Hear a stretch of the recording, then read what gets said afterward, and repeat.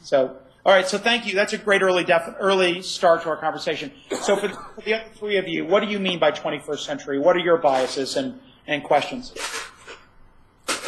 Well, as a substitute, the one I'm on a different. I guess I'm not answering your question. No, it's okay. You answer it the way you need to. As a substitute, the one thing I miss in the classroom is a few computers scattered around so that when we're having a discussion, I can say, and I've done this, and the kids are just shocked. I'll say, oh, go look that up on Wikipedia. Right, right. And I mean, we've got all those resources. Why not bring them into our conversation? Sure. And teachers don't see classrooms that way. That's why, I'll go back to earlier. I think that's why you're in a really unique position to break, I don't want to say break the rules, but to at least step out of that classic expectation that teacher is the center of all knowledge. And we only use technology when we have to type up a Word document or when it's hard, it's Google time. And I think what you just did, that modeling, I mean, first of all, those kids are going to respond to you differently when you have that confidence to say, go look it up and report back. Share with us what you found. And I would say, all design and technology aside, if more teachers did that, we would have 21st century classrooms. So you keep pushing on that and keep being that substitute because, and I think that idea of empowering the kids to be the expert, even if it's temporary and simplistic, God, that's gold. So you did answer the question because that mindset and that default wiring of, well, let's go find out. We don't know, so let's discover it.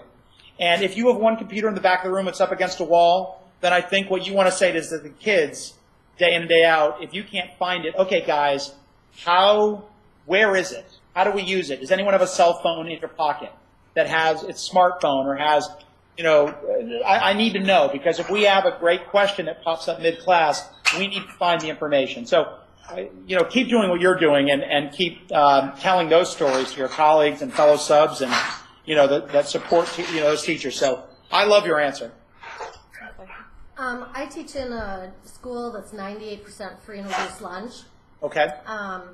And what I want from 2.0 is the ability for my kids, for barriers for them to break down, right, so that they can bring the world in to their learning because they can't get out and see the world.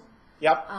So I need to have the tools to let them experience a lot of things that's the only way they're going to get that experience. Right, right. Yeah, I'm just trying to say, 2 schools ago, I worked in inner city DC in Anacostia neighborhood. So, free and reduced was the norm. And, we were lucky if a kid had 1 meal a day that wasn't funded by a granola bar out of a teacher's desk. And so I appreciate that. And I used to dive into dumpsters to find cardboard just so a kid could do a poster project and literally in a dumpster after school to find anything.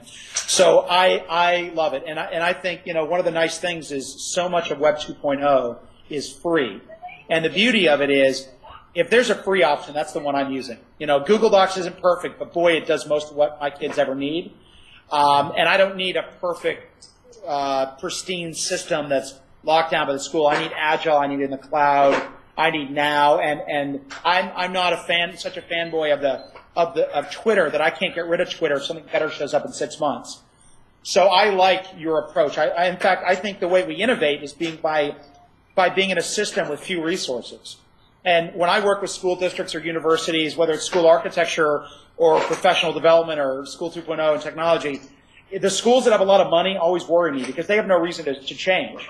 Their kids are successful. Those teachers are the winners of the system anyway. They were great students or successful, and now they have kids and parents who are successful. And frankly, they just need to fine-tune their AP. They don't need to be innovative or agile in technology. So frankly, we do it in the margins. And if you're able to be brave and discover things on behalf of your kids, we can get away with a lot of things when there's poverty or lack of resources or free and reduced. It sounds odd to say that because that's also a big mecca for testing.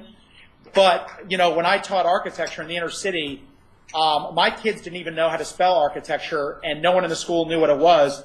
And within a year, they were on national TV. Within a year, they were working with famed architects. Within a year, they were redesigning the school because we had no resources, so we had to make it up. Every day we had to make it up. So I think the same technology and formal schooling. So I actually like it when someone like you says that because, okay, great, we can get in and we can rewrite the system today.